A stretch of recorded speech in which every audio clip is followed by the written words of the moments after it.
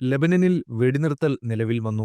ബുധനാഴ്ച പ്രാദേശിക സമയം പുലർച്ചെ 4 മുതൽ പ്രാബല്യത്തിൽ വരുമെന്നാണ് യുഎസ് പ്രസിഡന്റ് ജോ ബൈഡൻ വ്യക്തമാക്കിയത്. വെടിനിർത്തൽ തീരുമാനം പ്രഖ്യാപിച്ച് വൈറ്റ് ഹൗസിൽ നിന്ന് ലോകത്തെ അഭിസംബോധന ചെയ്ത് സംസാരിക്കുകയായിരുന്നു യുഎസ് പ്രസിഡന്റ്.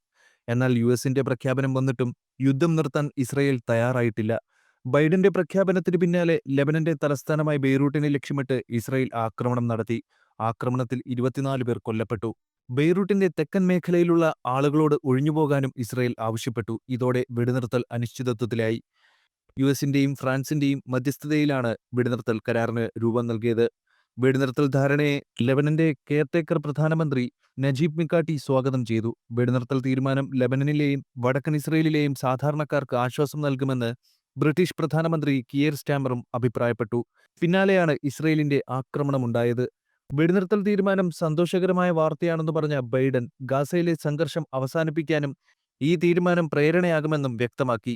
മേഖലയിലെ സംഘർഷത്തിന് ശാശ്വത വിരാമം എന്ന നിലയിലാണ് വെടിനിർത്തലെന്നും കരാർ ലംഘിച്ചാൽ സ്വയരക്ഷയെ കരുതി ശക്തമായി തിരിച്ചടിക്കാൻ ഇസ്രയേലിന് അവകാശമുണ്ടെന്നും ബൈഡൻ പറഞ്ഞിരുന്നു. ഇസ്രയേൽ പ്രധാനമന്ത്രി ബെഞ്ചമിൻ നെതന്യാഹു വിളിച്ചു ചേർത്ത സുരക്ഷാ മന്ത്രിസഭ വെടിനിർത്തൽ കരാർ അംഗീകരിച്ചിരുന്നു. തുടർന്നാണ് യുഎസ് വെടിനിർത്തൽ പ്രഖ്യാപനം നടത്തിയത്. വെടിനിർത്തൽ പദ്ധതി പ്രകാരം ഹിസ്ബുള്ള തെക്കൻ മേഖലയിലെ താവളങ്ങളൊഴിഞ്ഞ് ലിറ്റനി നദിയുടെ വടക്കോട്ട് പിന്മാറണം.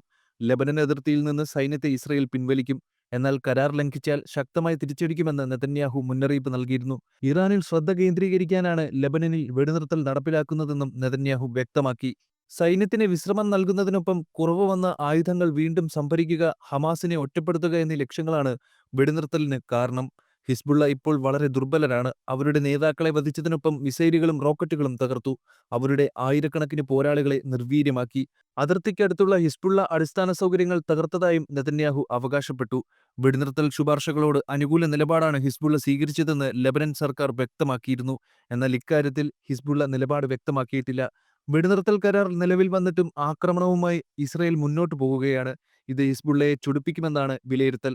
അതിനിടെ ഇതുവരെ നടത്തിയിട്ടുള്ളതിൽ ഏറ്റവും ശക്തമായ ആക്രമണമാണ് കഴിഞ്ഞ ദിവസം ഹിസ്ബുള്ള ഇസ്രയേലിൽ നടത്തിയത്. 24 മണിക്കൂറിൽ 51 തവണയാണ് ആക്രമണമുണ്ടായത്. കഴിഞ്ഞ ഒക്ടോബറിൽ ഇസ്രയേൽ ഹിസ്ബുള്ള പോരാട്ടം തുടങ്ങിയ ശേഷം ഇത്രയും കനത്ത ആക്രമണം ഹിസ്ബുള്ള നടത്തിയിട്ടില്ല. 350ഓളം റോക്കറ്റുകളാണ് ഇസ്രയേൽ ലക്ഷ്യമാക്കി പാഞ്ഞത്. ഒപ്പം ഡ്രോണുകളും മിസൈലുകളും ഇസ്രയേലിലേക്ക് ഹിസ്ബുള്ള തൊടുത്തുവിട്ടു. ടെല്ലവീവ് ലക്ഷ്യമിട്ടായിരുന്നു ആക്രമണങ്ങളെല്ലാം. 543 തവണയാണ് അപായ സൈറൻ മുഴങ്ങിയത്. 4 ദശലക്ഷം ഇസ്രയേലികൾ ബോംബ് ഷെൽട്ടറുകളിൽ അഭയം തേടിയതായി മാധ്യമങ്ങൾ റിപ്പോർട്ട് ചെയ്യുന്നു. ആക്രമണങ്ങളിൽ ഇസ്രയേൽ വിറച്ചതായി റിപ്പോർട്ടുകൾ പറയുന്നുണ്ട്. ഇസ്രയേലിലെ സൈനിക താവളങ്ങളും നഗരങ്ങളും ലക്ഷ്യമാക്കി ബോംബാക്രമണം നടത്തി. കഴിഞ്ഞ ഒക്ടോബറിന് ശേഷം നടത്തിയ ഏറ്റവും ശക്തമായ ആക്രമണമാണിതെന്ന് ഹിസ്ബുള്ള അവകാശപ്പെട്ടതായി പ്രസ് ടിവി റിപ്പോർട്ട് ചെയ്യുന്നു. ആക്രമണത്തിൽ കനത്ത നാശനഷ്ടങ്ങൾ ഉണ്ടായതായും നിരവധി പേർക്ക് പരിക്കേറ്റതായും മാധ്യമ റിപ്പോർട്ടുകൾ പറയുന്നു.